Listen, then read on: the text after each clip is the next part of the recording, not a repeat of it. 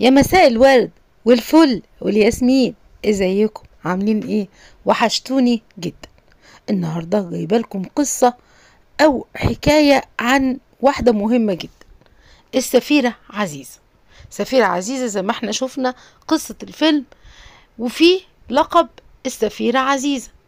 على فكره يا جماعه، السفيره عزيزه طلعت فعلا موجوده، وهي دي صاحبه القصه الحقيقيه اللي هنحكيها النهارده. تابعوني لآخر الحلقة عشان تعرفوا من هي السفيرة عزيزة الحقيقية. السفيرة عزيزة هي عزيزة سيد شكري دحروج، اتولدت سنة 1919. طبعا كتير مننا بنذكرها في الأمثال الشعبية. هو انت مفكرة نفسك مين؟ السفيرة عزيزة. هتعرفوا أهمية الكلمة دي قوي لكل ست بالذات، وان الست دي عملت حاجات كتير قوي لجميع الستات، فاعرفي قصتها علشان برضو يبقى عندك علم لتاريخها.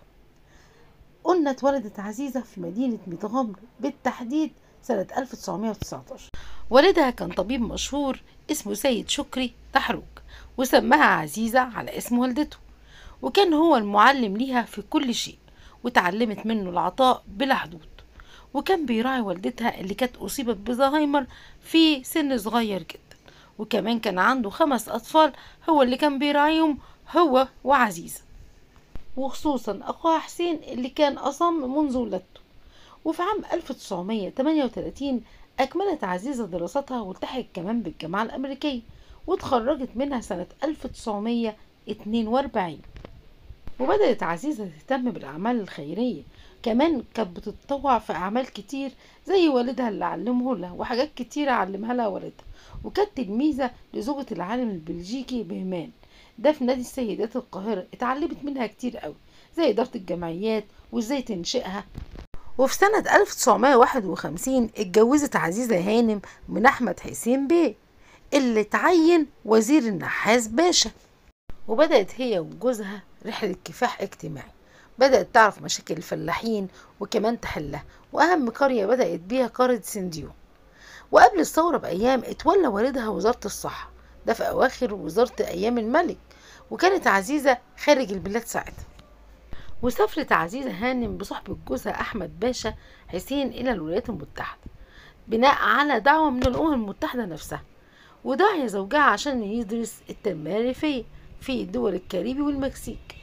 ودعت هي كمان بصفتها خبيرة اجتماعية، وكانت أول سيدة من المنطقة العربية تلف دول العالم الأوروبية حوالي 40 ولاية أمريكية، وتأيد حقوق المرأة وتمثل العمل الاجتماعي. كانت مؤيدة جدا للثورة لما قامت عشان حققت عدالة اجتماعية. وتولى جوزها سفير مصر في الولايات المتحدة الأمريكية، وتولت هي رئاسة الاتحاد الدولي تنظيم الأسرة بالأمم المتحدة. من هنا بقى جه لقب السفيرة عزيزة، ده بسبب عملها في الأمم المتحدة وتمثيلها المشرف للمرأة المصرية. وما عادت السفيرة عزيزة لمصر، ونظرا لتاريخ جوزها المشرف جدا وقربه كمان من عبد الناصر، اتولى وزارة الشؤون الاجتماعية، لكنه ما استطاعش الاستمرار فيها واستقال على طول من منصبه.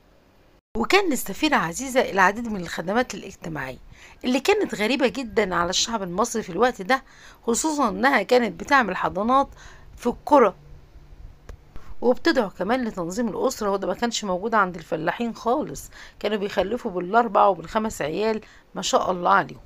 سنة 1977 رشحها محمود سالم لوزارة الشؤون الاجتماعية، لكن إنها رفضتها تماما وقالت لهم لا، أنا أستمر في خدماتي الاجتماعية.